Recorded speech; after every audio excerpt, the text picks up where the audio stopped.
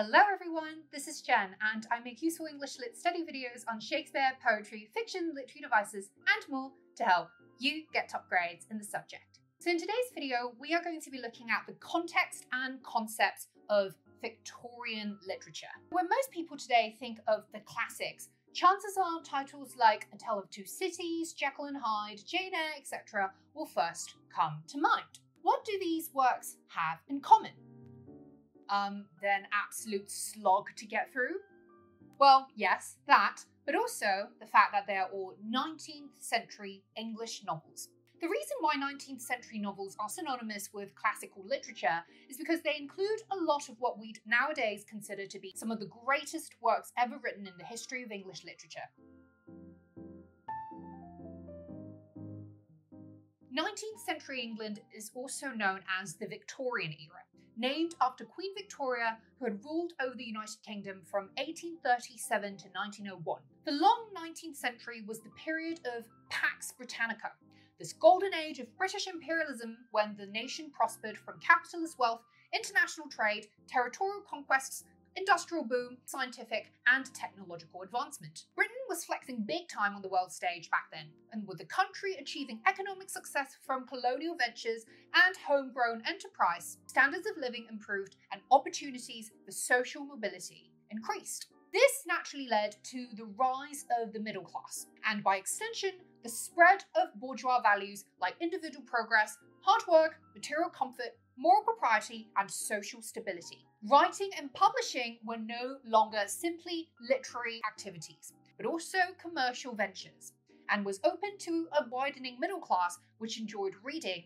and that meant the birth of a thriving literary marketplace. Now, in addition to the serialization of novels in literary magazines by many Victorian writers like Charles Dickens, George Eliot, and William Makepeace Thackeray, fee-paying circulating libraries were also popular with the public, which created real financial incentives and rewards for those who wanted to pursue a writing career. Basically, books in the Victorian era were the modern equivalent of Netflix shows today.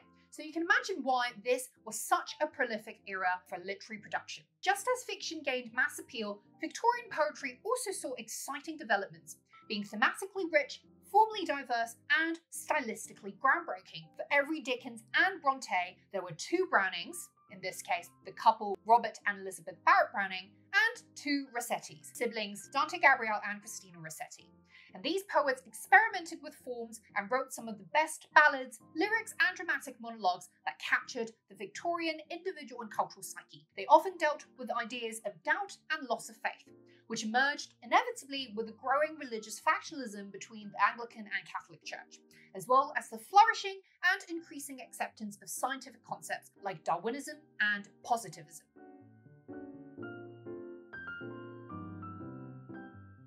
Most notably, Alfred Lord Tennyson, who was poet laureate for most of the Victorian era, excelled at using both short and long poetic forms to convey sentimentality and patriotism. For example, he would weave lyric and narrative in a single work, like In Memoriam. He is also responsible for popularizing some of the most striking proverbs and expressions in the English language. For example, there's not a reason why, there's but to do and die, from Charge of the Light Brigade, or 'tis better to have loved and lost than never to have loved at all, from In Memoriam. So we can see then that the Victorian literary milieu was heavily influenced by the changing dynamics in economics, science, religion, identity, and social class. So in the rest of this video, I'll be exploring three key concepts alongside some quick analysis of prose and poetry to deepen your overall understanding of Victorian literature as a whole. These will be incredibly useful for your study of 19th century literature, so make sure that you watch till the very end of this video so that you can absorb all of the top great knowledge coming right up.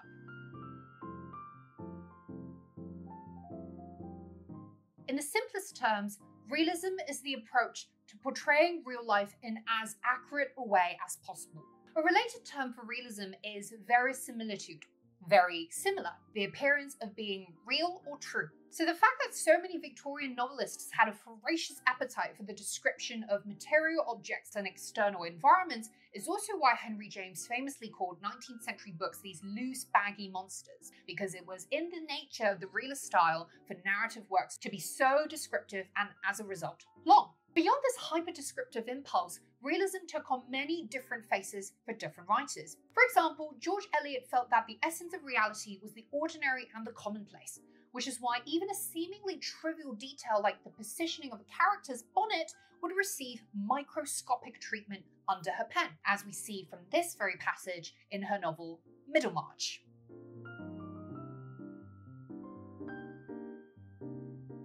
As you would have seen from the passage, there's a painstaking labour with which Eliot describes her protagonist, Dorothea Brooke's hairstyle. The narrator begins by noting that Miss Brooke's straw bonnet fell a little backward, but we soon realise the point isn't so much the bonnet itself, but the way Miss Brooke wears her hair in a daring manner, which shows that she is independent-minded and not someone who feels the need to be demure or to cover up parts of her face for the sake of what public feeling would deem proper.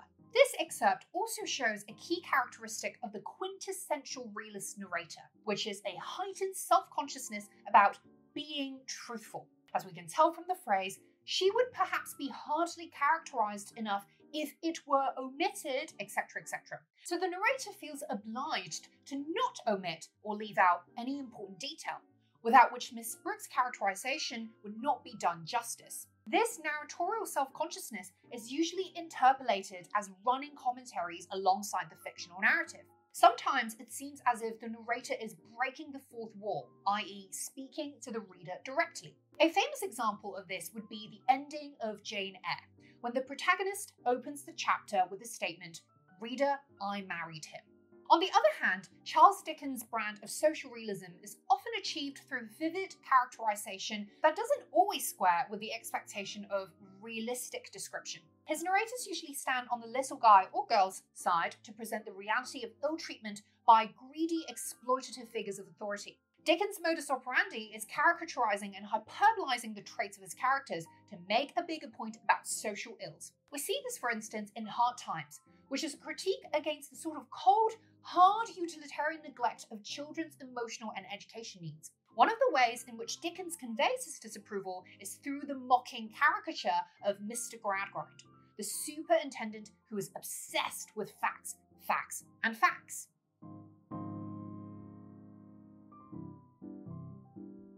The anaphoric sequence of the emphasis was helped by the speaker's, insert physical feature, etc., creates a syntactical rigidity that mirrors the superintendent's uncompromising, inflexible personality. The repeated use of geometric diction, with the word square, to describe Gradgrind's physique also sheds light on his unbending character. And this is clearly the stuff of hyperbole, so verisimilitude isn't quite the effect here. The thematic realism is achieved by the amplification of a very real and urgent social point. Towards the end of the 19th century, a more pessimistic strand of realism emerged, which some people would call naturalism. Originally adopted by French authors like Émile Zola and Gustave Flaubert, naturalism is a more extreme form of realism which sought to expose the grittiness of life, the randomness of fate, and the helplessness of humans in the face of uncontrollable circumstances.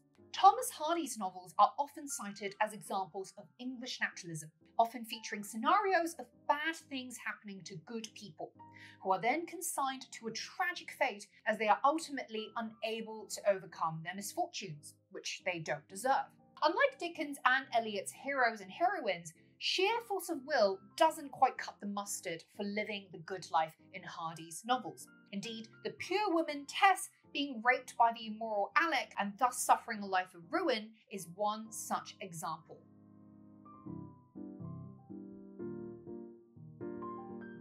The narrator's indignant string of why does not expect a reasonable response. As these limp rhetorical questions, they convey the exasperation that one would feel towards the pity and injustice of what had happened to an innocent girl who deserves none of the misfortune that had befallen her. The reader is made to feel the narrator's anguish as we consider that Tess's entire life has been tarnished by the casual transgression of a single wrong man. And so the only causes that shape human life, Hardy surmises, must be those that are completely out of our control, whether it be the inexplicable whims of divinities or the karmic retribution of her ancestors. In the face of a world that is so volatile and unjust, Fatalism, despair, and resignation seem to be the only sensible attitudes, as encapsulated in the statement, "It was to be."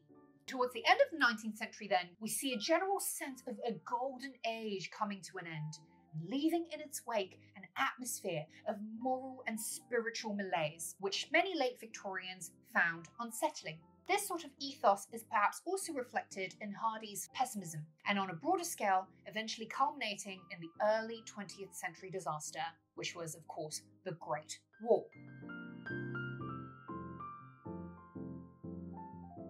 Now, the Victorians were famously prudish, and there was a social expectation that people, especially the middle class, were to live by standards of moral righteousness and propriety. A lot of this was influenced by deep-rooted evangelical beliefs that many people held at the time. So things like restraint, fellow feeling, and abstinence were often promoted as aspirational qualities.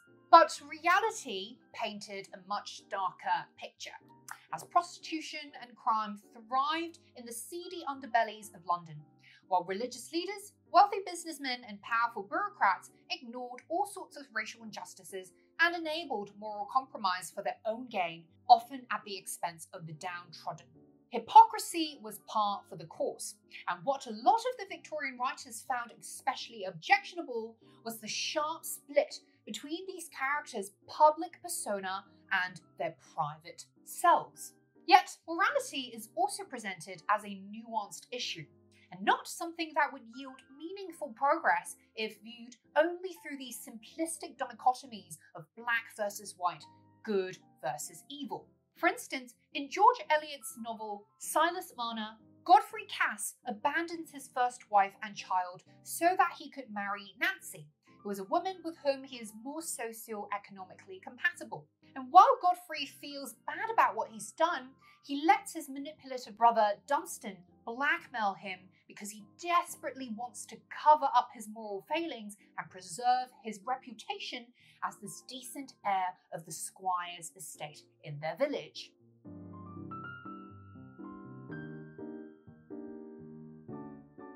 Now, as you can tell from the text, the sharp juxtaposition of his big muscular frame with plenty of animal courage and his natural irresolution and moral cowardice exposes the fragility of Godfrey's outward pretense. Instead of owning up to the shame of his past wrongdoings, he chooses the easier way out, i.e., letting his brother Dunstan blackmail him for money in exchange for covering up what he's done, even though this tortures him emotionally and prolongs his pain, and all because he cannot bear to countenance a life where he'd lose his current wife and his inheritance, which is comparable to a desperate step short of suicide in the eyes of respectable families. We see then that the Victorian subject is heavily concerned with what others will say and how society will judge them. But when push comes to shove and one's ego is at stake, Eliot suggests that maintaining any moral high ground becomes incredibly difficult, and in many ways is an unrealistic ideal that goes against the grain of human nature. Despite this lapse in moral judgment, we see towards the end of the book that Godfrey Cass isn't an evil or immoral character. Instead, he's just a weak man who must maintain his public reputation, but his public esteem doesn't quite square with his private shortcomings. Another example of a striking split between outward respectability and hidden depravity is Robert Louis Stevenson's Jekyll and Hyde, in which the well-respected Dr. Henry Jekyll is ultimately exposed to be the alter ego of his horrific creation, the evil Mr. Hyde who murders innocent children and elderly men for no reason other than to satisfy his bloodlust. Beyond the symbolism of good versus evil, the Jekyll and Hyde pairing suggests the dangers of excessive moralism, which could push people to seek extreme outlets to express dark, pent-up desires. Whatever appearances may suggest, the line between the public good self and the private evil shadow is much closer than we'd like to think, as reflected in Jekyll's own statement at the end of the novel.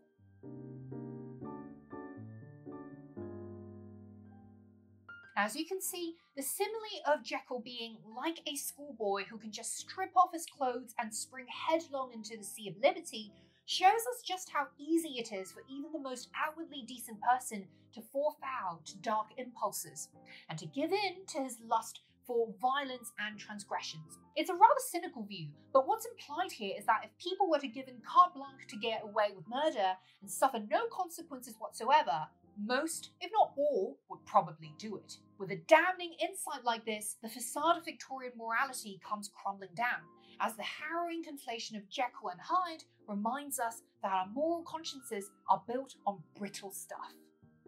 Another example to illustrate the moral decay of outwardly respectable men would be Robert Browning's dramatic monologue, My Last Duchess. The speaker in this poem is the Duke of Ferrara, an Italian aristocrat and war hero who fought against the Habsburgs and the Turks. But military valiance aside, he is revealed to be a petty, cold-hearted murderer who kills his wife in a jealous fit. The ingenuity of this poem comes through in Browning's portrayal of the public versus private gulf, which is dramatised in the sharp contrast between the speaker's urbane voice, the form's measured rhythm, vis-a-vis the horror and transgressiveness of his uxoricidal act. The Duke sounds courteous and refined, but if we really pay attention to what he's saying, we'll discover that he's in fact a murderer with no moral compunction or remorse over an inhumane, immoral act. All this is reflected in the juxtaposition between form and content, because form, being an outward medium, is paralleled to the Duke's social identity as this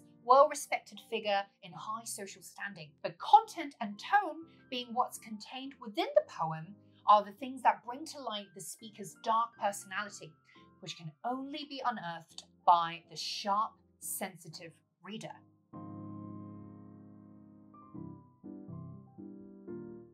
Now, we already know that for most of Victorian society, religion was a ready presence in people's lives.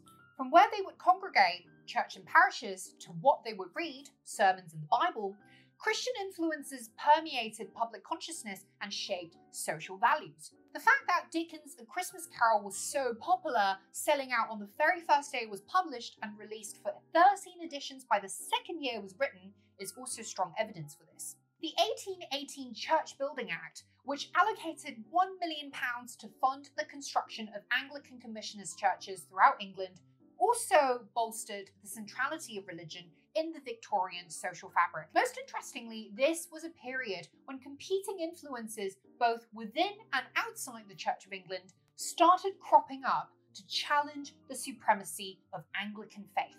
On the one hand, the Oxford movement, led by John Henry Newman and other Tractarian priests, strengthened the legitimacy of the Catholic Church, when Catholicism had long been looked at with suspicion by a Protestant-dominant nation. This led to a wave of Catholic conversion in the mid-19th century, among whom included the poet Gerard Manley Hopkins. He often wrote about the crisis in faith that resulted from his move away from Anglicanism to Catholicism. In his poem, I Wake and Feel the Fell of Dark, Not Day, the speaker captures the doubt he feels about God, whose presence he senses isn't quite as stable and reliable as he would like it to be.